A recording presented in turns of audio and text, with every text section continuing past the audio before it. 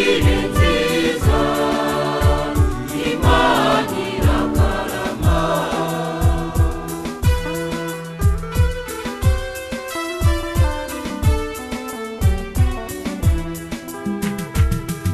ubuzima waduhaye nawe turabugushimiye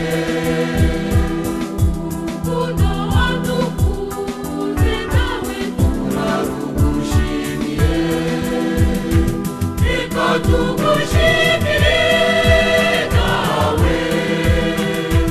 reka tugushimire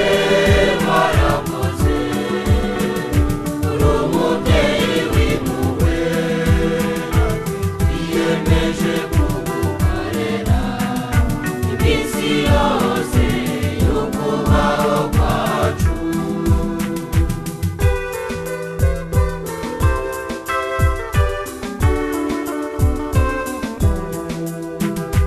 Kiliziya waduhaye nawe turayigushimiye abayobozi wayihaye nawe turabagushimiye reka tugushimire nawe reka tugushimire warakoze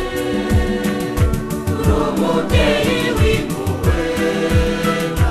twiyemeje kugukorera iminsi yose y'ukubaho kwacu